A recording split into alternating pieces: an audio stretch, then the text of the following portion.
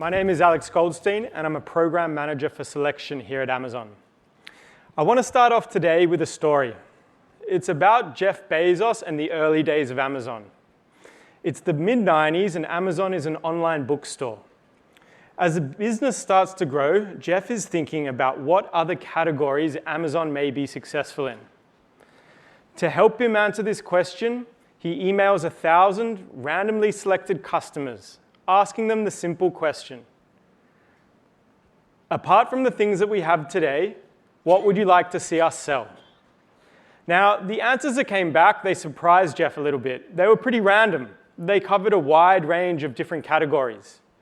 But from this, Jeff had a realization. He understood that Amazon customers wanted to purchase whatever they were looking for in that exact moment. And so Amazon started to grow, launching new categories like electronics, toys, and many, many more after that. Today, we offer our customers a wide selection of products, ranging from A to Z. From arts and craft supplies to Ziploc lunch bags. From automotive parts to zinc sunscreen. And we believe in this mission so much, we built it into our logo, with the letters A and Z linked by a smile that reflects our customers' delight every time they open up an Amazon package. So today, I'm going to give you some insights into how you can find and launch your next Amazon product, a product that customers could be looking for right now. So to understand the types of products that customers are looking for, we need to understand how they discover products on Amazon. So one of these ways is by category. The customer will start at a high level, for example, in home improvement, and filter down using subcategories, for example, power tools, before browsing through product by product. With over 30 categories to choose from, a common question I get from sellers is, which category should I focus on? So my first piece of advice here is to focus on something you are passionate about. What are your strengths? What are your interests? Are you a budding master chef whipping up 5-star gourmet meals in your spare time? Perhaps you decide to launch your own range of kitchenware. Have you recently encountered a problem that needed a solution? So maybe somebody in your family is allergic to a common household cleaning product. To solve this, you launch your own all-organic, all-natural alternative. So these are examples of real-life products launched on Amazon by successful entrepreneurs who have transformed their inspiration into a thriving online business. Another piece of advice I would give you is to be aware of consumer trends. So these are trends that are going to create a growing demand for a product type or category. And I'm going to give you an example. How many of you here today are planning on a holiday? A couple? Very nice. So according to a recent study by the travel agency Intrepid, 4 out of 5 Aussies are planning on traveling next year. This can create opportunities in a number of categories in a number of different ways. So firstly, the obvious, right? Travel, luggage and travel gear. But you may also find opportunities in outdoor equipment, camping, and things like that. Maybe you find your niche in apparel, selling summer gear like swimwear and hats, or winter gear like warm socks and rain jackets. By catching a consumer trend early, you're able to position yourself in a category that has a growing amount of customers and demand. Here are a couple of other considerations to take into account when browsing through categories. So the first is competition. What is the competitive landscape like within your category? Is it dominated by a couple of larger, well-established sellers or brands? Or do you see a number of smaller sellers competing for customers? Another consideration is referral fees. So Amazon charges a referral fee for every unit sold. Referral fees will change depending on the category you're selling in. So it's very important to understand these fees, especially when you're evaluating and forecasting your profitability within a category. Another factor to consider is FBA eligibility. So in general, are the products within your category eligible for FBA?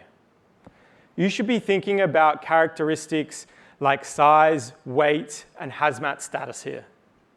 And finally, some categories have listing restrictions applied altogether. So you can find more information on this, plus all the factors I've gone through today, on Amazon Seller Central help pages. Another way our customer discovers products is by looking directly for brands. So in this example, our customer is one of those 4 out of 5 Aussies going on a holiday next year. Now, instead of taking 3 or 4 books away with them that they probably won't read, they decide to invest in an e-reader, looking directly for the brand Kindle.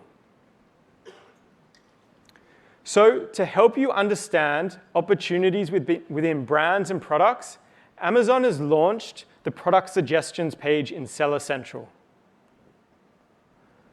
The tool is available underneath the Growth tab in Seller Central and provides sellers with opportunities to explore trending brands and products across different categories and subcategories.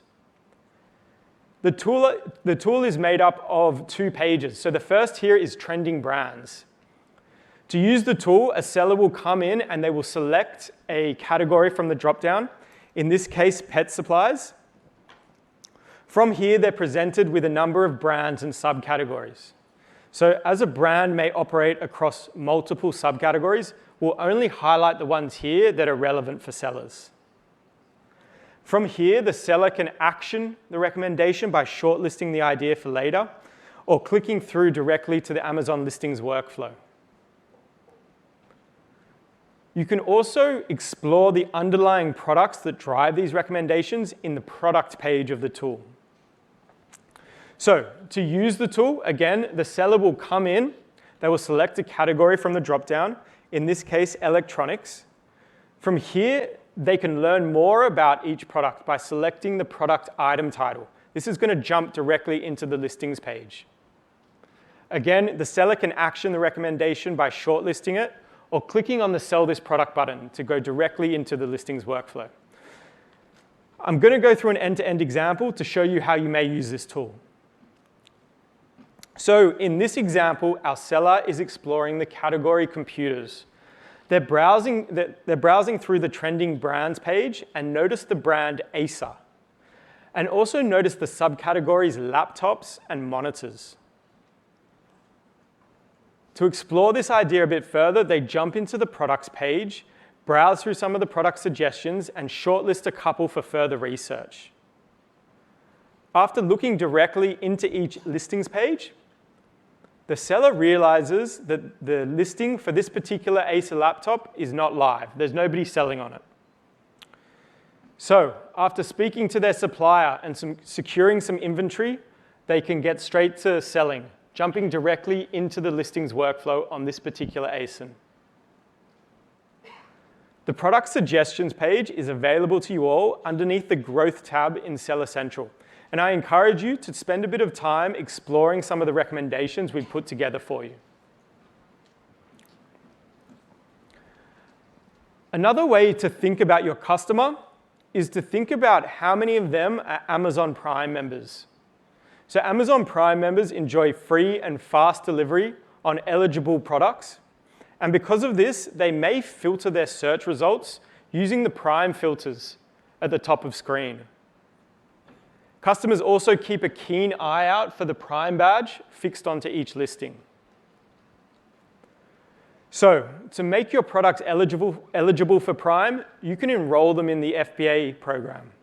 You've already heard today about some of the benefits of enrolling your products in FBA, which include an on average 26% uplift in sales. However, speaking to customers, one of the biggest blockers to launching new products on Amazon is uncertainty around performance and return on investment. So to address this, I really recommend you consider the FBA New Selection Program. The program lets you try out new ideas by offering you free monthly storage for 90 days and free removals for 180 days. So by now, you've explored a new category, found a great product, and launched it in FBA. From here, it's incredibly important to manage your inventory effectively. So inventory management is the practice of maintaining enough stock on hand to meet customer demand. It balances the risk of not holding enough stock with the risks of holding too much stock. So the risks of not holding enough stock are obvious, right? You go out of stock and you lose out to sell. But holding too much inventory can hurt you as well. So holding too much inventory ties up resources that could be better deployed elsewhere. It also runs up FBA storage fees. So to help you manage this, Amazon provides sellers with an Inventory Performance Index, or IPI. Your IPI is available to you in the Inventory Performance page of Seller Central. Your IPI helps you measure how efficiently you are managing your inventory. The metric helps you track the amount of inventory you keep on hand relative to your ability to ship units. So in general, the higher your IPI score, the better. If you hold too much inventory without shipping enough units, you become overstocked and your IPI score will drop as a result. So the main action you can take to maintain a high IPI score is to focus on your sell-through rate. So a sell-through rate is the ratio of total units you've shipped in the last 90 days to the average number of units you've held over that same period. I'm going to say that again because there's a lot going on there. There's a lot of moving parts. So firstly, we take the total number of units you've sold in the last 90 days, and we divide it by the average amount of units you've held during that same amount of time. I'm going to go through a few examples to help demonstrate this. So in example one, we've sold 120 units over the past 90 days. Over the same amount of time, we've held on average 80 units of inventory. Our sell-through rate is equal to 120 divided by 80, or 1.5. You can see from our scorecard at the bottom there, this places us in the fair range. In example two, a couple of things have changed. So firstly, we've sold 200 units in the past 90 days. Over the same period, on average, we've held 50 units. Our sell-through rate is equal to 200 divided by 50, which equals 4, bumping us up into the good range in our scorecard. So what's changed? The first thing is we've sold more units. So from an inventory perspective, my biggest tip here is to make sure you remain in stock on your best performing, fastest moving stock or inventory. Another thing that's changed is that we've held, on average, less units. So my tip here is to think about inventory that's aging, that's been in FBA for a while. You want to think about different levers you can pull to help move this inventory. So you may consider things like promotions, using deals and coupons that Rishi's told you about today. Another tip here is to fix your stranded inventory. So stranded inventory is inventory that's at an Amazon fulfillment center, but for whatever reason cannot be sold. In our next session, Tash is going to go through with you how you can identify and fix this stranded inventory. That's about it from me today, guys. I hope you're feeling a bit more inspired to explore a new category, launch a new product, and find a new customer. Thank you and happy selling.